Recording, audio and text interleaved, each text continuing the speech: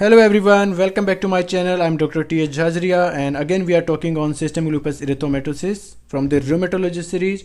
As we already done with the part 1, 2 and 3 where we discussed about the introduction, pathogenesis, pathology, clinical manifestations and diagnosis of SLE. Today we are doing part 4 and here we will discuss about the treatment, prevention and prognosis of SLE. So the reference for this lecture is 20th edition of Harrison's Internal Medicine textbook. So I'll request you all, before we start, please do subscribe the channel for upcoming updates. So first we will talk about the treatment. Since there is no 100% cure for SLE, also complete sustained remission is very rare in SLE patients. So as of now, the aim is to achieve low level disease activity, that is mild symptoms on the lowest possible dose of medications, which is achieved in almost 30 to 50% of patients. Also, the therapeutic choices in SLE patient depends on whether disease manifestations are life-threatening or likely to cause organ damage. Also, whether manifestations are potentially reversible or irreversible. Also, which is the best approach to prevent complications of the disease and the treatment in the particular patient. So, in this slide, we will talk that how to approach the treatment of an SLE patient.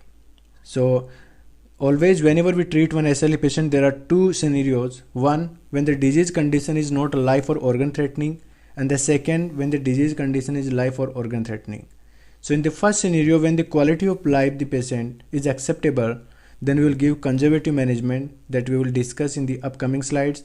And the second, when the quality of life is not acceptable, then we will give conservative treatment plus low dose glucocorticoids, and also sometimes we will consider belimumab, that is one humanized monoclonal antibody directed against the soluble B lymphocyte stimulator and also approved by the US FDA to treat SLE patients.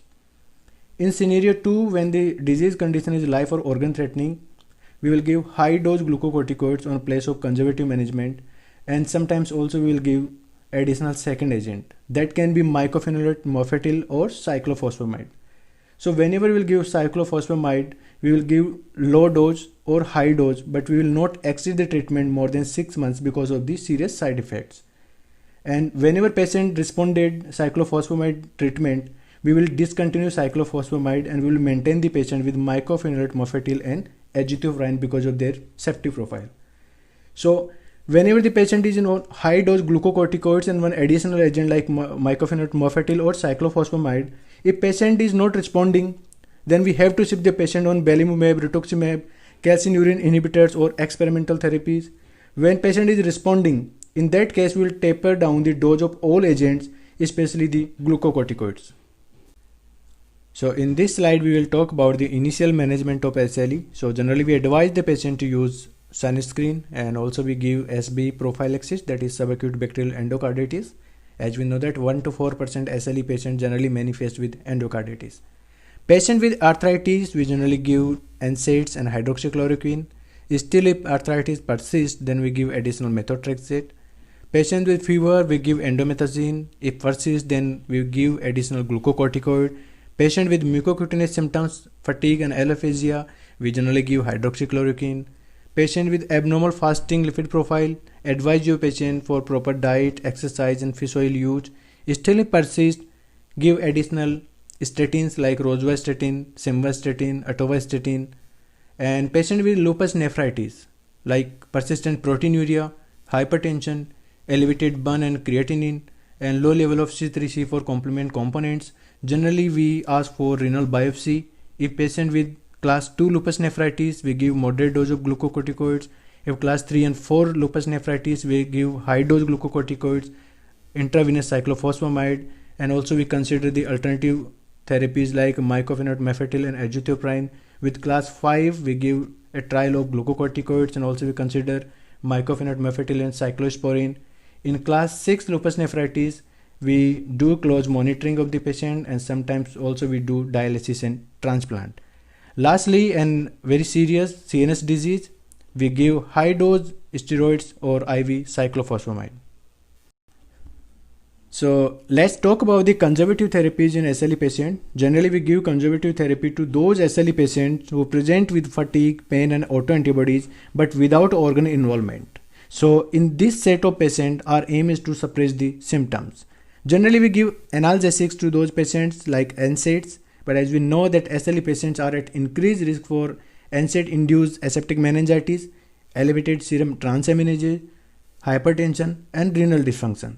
Though NSAIDs are helpful to control the pain, but as we know that all NSAIDs, especially COX-2 inhibitors, may put SLE patient on increased risk of myocardial infarction.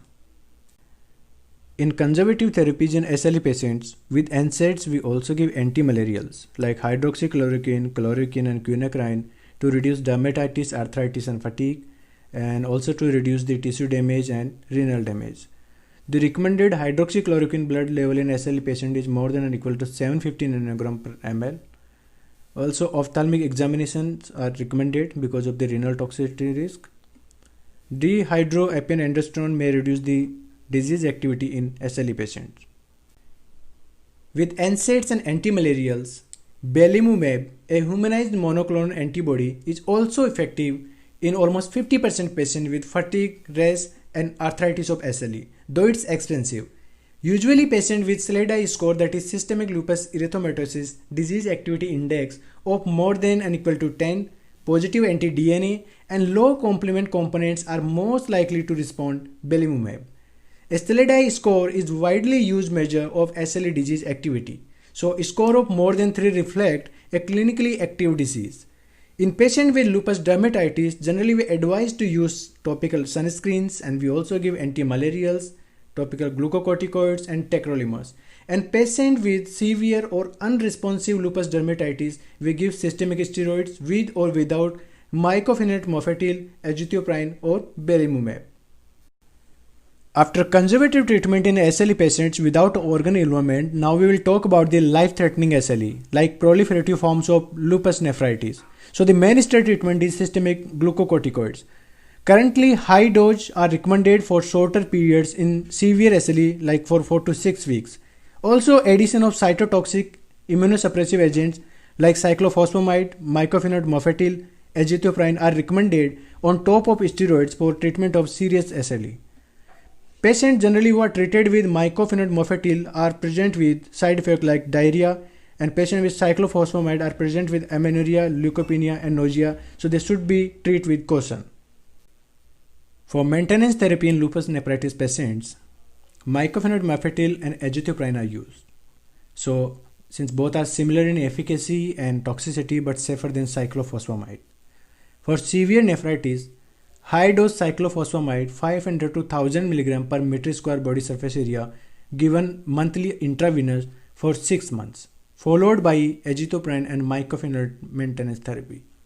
Patients with high creatinine levels, like more than or equal to 3 mg per deciliter, for many months in duration and with high chronicity scores on biopsy, are less likely to respond to the above treatment. Mycophenolate mofetil and cyclophosphamide are teratogenic, so patient must be off medications 3 months before attempting to conceive. Azathioprine can be used during the pregnancy. Before that, we have to screen for TMPT enzyme deficiency. TMPT means thiopurine methyltransferase. This plays an important role in the metabolism of thiopurine drugs like azathioprine. So low level of TMPT activity is associated with increased risk for bone marrow suppression. Methotrexate, a folinic acid antagonist, have a role in arthritis and dermatitis, but probably not in nephritis and other life-threatening disease. Tacrolimus, a calcineurin inhibitor, has potential nephrotoxicity but little bone marrow toxicity. Hydroxychloroquine, which prevent damage in skin, kidney and also decrease overall damage score. Patients, those with proteinuria more than 500 mg, should receive ACE inhibitor and ARB daily as they decrease chance of ESRD. Belimumab, which is approved by the FDA for use in SLE without active renal disease, is in clinical trials for active lupus nephritis. So now we will talk about some special conditions in SLE patients that may require additional or different therapies. So first we will talk about crescentic lupus nephritis, which is characterized by the presence of extensive glomerular crescents as the principal histologic finding, and usually they are greater than 50%. Also, because of presence of rapid decline in kidney function, it is known as RPGN, rapid progressive glomerulonephritis. So presence of crescentic lupus nephritis in SLE patient indicates worse prognosis. Also, the recommended treatment is high dose cyclophosphamide as an induction therapy. In membranous lupus nephritis, the treatment is less well defined. Immunosuppression is not recommended treatment unless proteinuria is in the nephrotic range.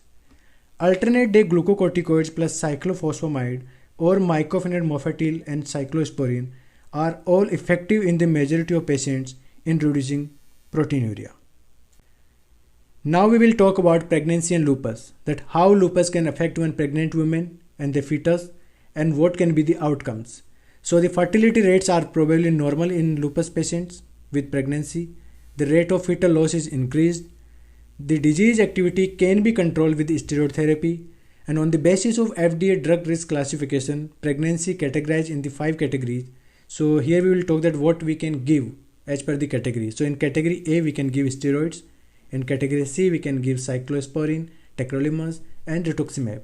In category D we can give azathioprine, hydroxychloroquine, mycophenolate mofetil and cyclophosphamide. In category X we can give methotrexate. Active SLE in pregnant women should be controlled with hydroxychloroquine and if necessary give prednisone and prednisolone at the lowest effective dose for the shortest time required. Azathioprine can be added if disease activity isn't suppressed.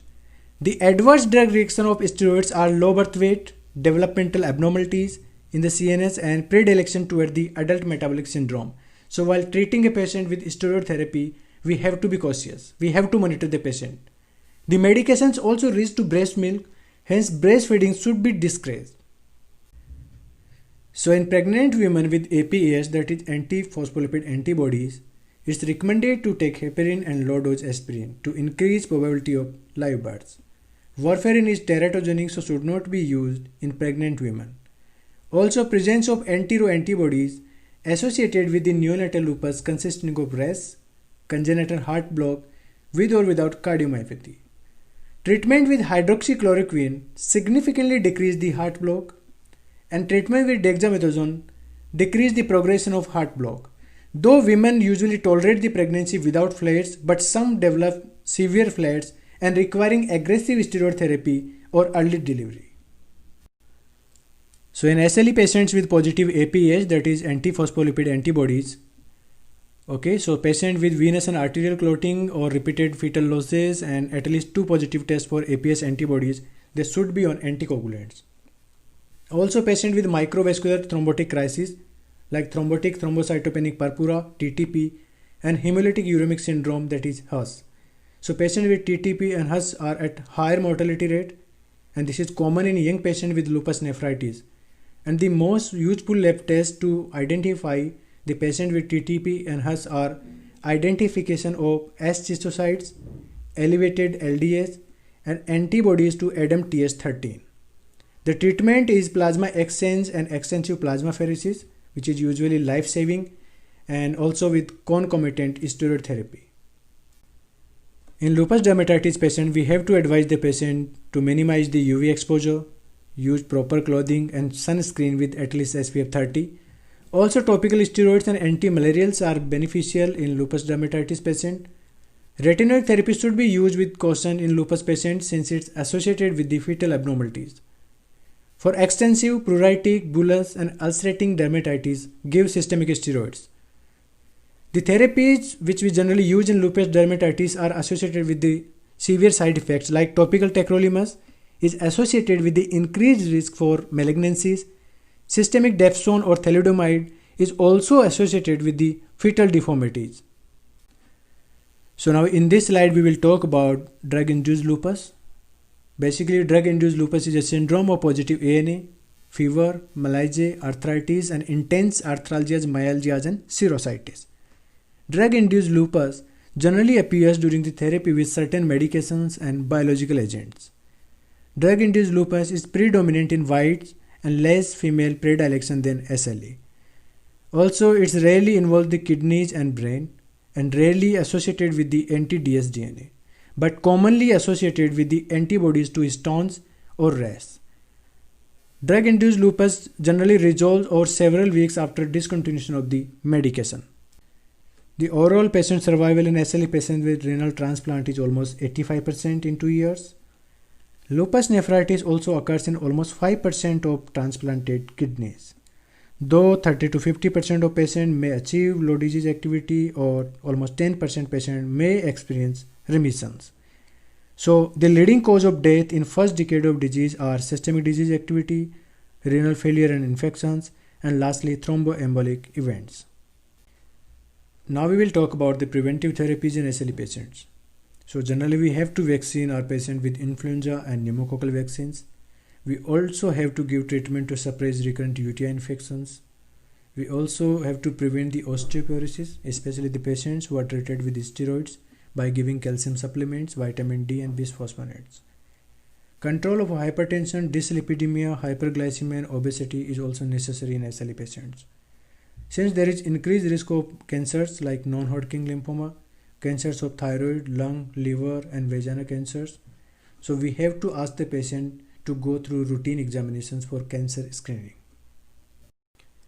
So this slide is very important because here we will talk about the patient outcomes, prognosis and survival. So in United States, please take a note, African Americans and Hispanic Americans have a worse prognosis, right? Poor prognosis in SLE patient is associated with high serum creatinine levels, hypertension, nephrotic syndrome, anemia, hypoalbuminemia, hypocomplementemia, antiphospholipid antibodies, male sex, ethnicity like an African American, Hispanic, okay, and low socioeconomic status. As in previous slides, we talk about drug-induced lupus, right? So these are some causative agents like antiarrhythmics, antihypertensive, antithyroid, antipsychotics, anticonvulsants, antibiotics, diuretics, antihyperlipidemics, biologics, antirheumatic medicines. So now there are so many, okay? So we can't memorize each and everything. So you can memorize all this with a beautiful mnemonic, that is SIP. Here S stands for sulfasalazine, that is antirheumatic.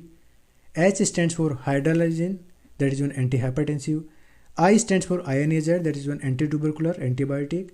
P stands for phenytoin, anticonvulsant, and the last P for procainamide, that is one antiarrhythmic, right? So these 5 medicines are very important because most of the time whenever we diagnose, whenever a patient comes with the drug-induced lupus, the causative agents are out of these 5 medicines.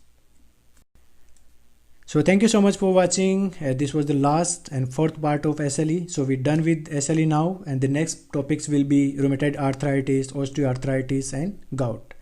So please stay tuned. Don't forget to subscribe my channel for future videos. Thank you so much. Stay safe.